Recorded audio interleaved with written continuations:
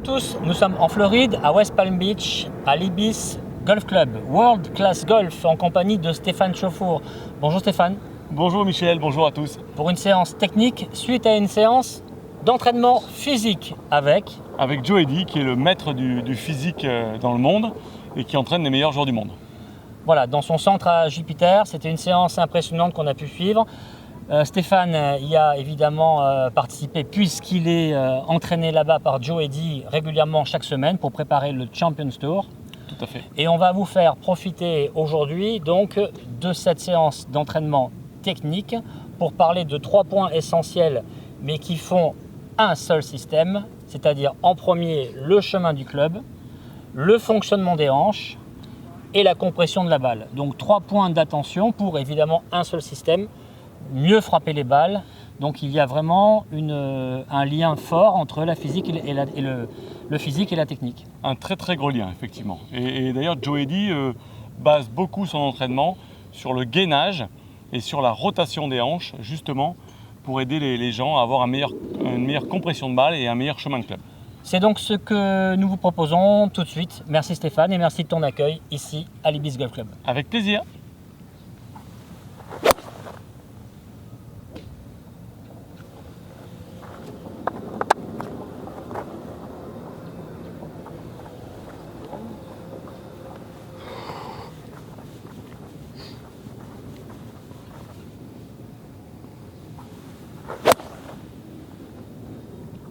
Alors Stéphane, montre-nous s'il te plaît maintenant les points d'attention, ce que tu cherches à faire et évidemment l'erreur fréquente. J'ai vu que tu avais positionné un stick ici. Tout à fait. Donc ce sticker me permet, en mettant ce sticker parallèle à mon club, de chercher, quand je frappe, à garder ma tête de club sous le sticker, Ouais. pour avoir une tête de club qui reste beaucoup plus basse, avec des hanches ici qui se retournent à l'impact, alors que beaucoup de joueurs ont tendance à se relever, des hanches qui ne se retournent pas, et donc le club passe au-dessus de mon sticker. C'est pour ça qu'on fait souvent des push ou alors des push hook si on veut récupérer un petit peu la faute. D'accord. Cette erreur, elle arrive souvent du fait qu'on n'a pas assez appris à bien faire fonctionner ses hanches, ou est-ce que cette erreur, elle arrive parce que simplement c'est une maladresse, on veut aller loin et donc on fait l'erreur que tu nous as montrée? Alors souvent c'est qu'on veut aller loin effectivement, et quand on veut aller loin on fait ceci, on se relève à l'impact, et en se relevant à l'impact, On se relève trop tôt. on se relève trop tôt. Trop tôt. Voilà, donc en fait l'idée c'est de rester beaucoup plus bas et beaucoup plus dans les angles. Ouais.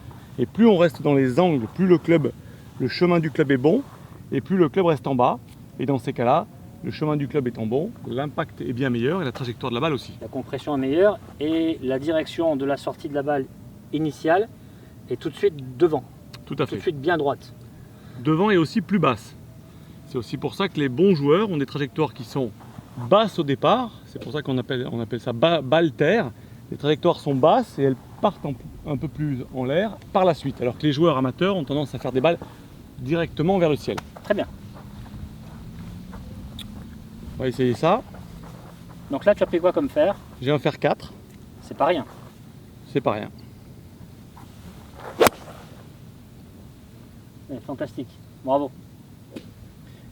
Est-ce que tu préconises à nos amis qui nous écoutent de l'apprendre avec un fer 4, cette action des hanches, avec ce repère-là, ou est-ce que tu préconises un club court pour Non, démarrer? Plutôt un club un peu plus court, un fer 8, ce serait parfait pour faire cet exercice. Le fer 8 étant un club de travail mécanique excellent que nous vous recommandons souvent. Donc un petit fer, ça sert à rien, on va dire. Il faut quand même gérer un swing assez plein, Tout à fait. assez rotatif.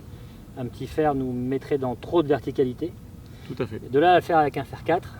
Mais un autre point important dans cet exercice, c'est que quand vous allez jouer votre coup, vous allez voir au départ, vos balles vont avoir tendance à passer au-dessus du sticker.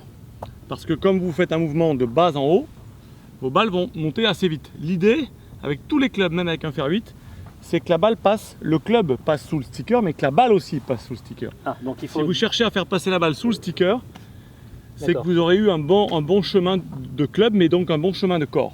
D'accord. Quand tu le fais, quand tu passes à l'exécution du mouvement, tu es focalisé sur 2 points, à la fois le stick et à la fois les hanches, ou est-ce que tu te concentres sur l'un ou sur l'autre? Alors quand je travaille ça, vu que je le fais spécifiquement à la salle de gym avec Joey, je pense... C'est kinesthésique, c'est plus sur la hanche. Je pense à ma hanche et quand je déclenche effectivement ma rotation de hanche ici, automatiquement, Ouais. mon club reste en bas. Si je déclenche pas, je fais ça et automatiquement mon club passe au-dessus. Ça donne ça au ralenti, ça donne ça. Si je déclenche, je suis là, là je passe dessous. Et si je déclenche pas, je suis là et là je passe dessus. Donc en donnant un ordre correct au corps, eh bien le chemin sera meilleur. C'est-à-dire qu'on donne les ordres au corps. Tout à fait. D'accord. Mais, petit point non négligeable, moins vous allez avoir de gainage physique, donc moins vous allez avoir de physique, plus ça va être compliqué à faire. Parce qu'on vous demande d'avoir une posture dynamique Oui. et de garder ces angles. Et moins j'ai de dynamisme dans mes muscles, plus c'est difficile de garder ces angles. Avec la Donc vitesse. très important de garder ces angles. Avec la vitesse d'exécution évidemment de Stéphane, s'il n'avait pas de préparation physique, il en mettrait partout comme on dit. Hein. Mais donc là, on y va, on en remet une.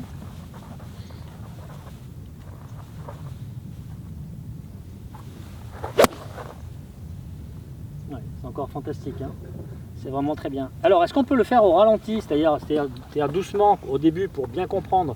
Si je te donnais par exemple, voilà, là j'ai un fer 7, si pour l'apprendre à nos amis amateurs qui vont beaucoup moins vite que toi, le faire doucement, est-ce que tu préconises un travail lent avant une accélération? Alors, le travail lent, je le préconise plutôt sans la balle. Sans la balle, d'accord, très bien. Donc on peut très bien le faire sans la balle. D'accord. Vous imaginez une balle ici. Je vais doucement, je fais mon swing. Oui. J'arrive ici. Là, action de mes hanches à ce moment-là. Du coup, ma tête de club est vraiment en bas. Je pousse, je pousse, je pousse, je pousse pour passer sous le sticker, allongé. Je me retrouve vraiment face à l'objectif et ensuite terminer mon mouvement. Alors une question que vous nous posez souvent, c'est mais à partir de quel moment est-ce que les hanches doivent avoir cette action? Et j'en ai parlé à Joe Eddy lorsqu'il était en train d'entraîner Stéphane et c'était un moment bien précis. Bien sûr, lorsque Stéphane est en haut du backswing, complètement en haut, là il ne va pas penser aux hanches. Non.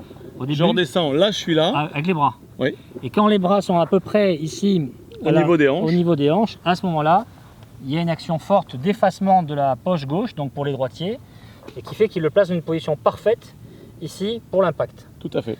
Puis une volonté de continuité ici, afin que les hanches tournent quasiment sur un plan horizontal. Tout à fait. Voilà. Tandis que le buste, lui, est plus sur une position verticale. C'est-à-dire incliné. Exactement, penché vers l'avant. Et là, on est sur une position horizontale, ce qui amène le chemin de club très vite ici, à l'intérieur. On est d'accord? Tout à fait. C'est pour ça que mon club reste en bas. Alors que si je laisse passer ces hanches, entre guillemets, si je lâche mes hanches, hop. D'accord, très bien. Donc voici pour le travail des hanches, voici le repère. Faites-le au début doucement. Stéphane vous préconise de le faire sans balle, ce qui permet d'avoir une bonne conscience du chemin de club, et puis une accélération progressive pour arriver à avoir de bonnes trajectoires. Bon entraînement à tous. Merci Stéphane. Bon entraînement, merci.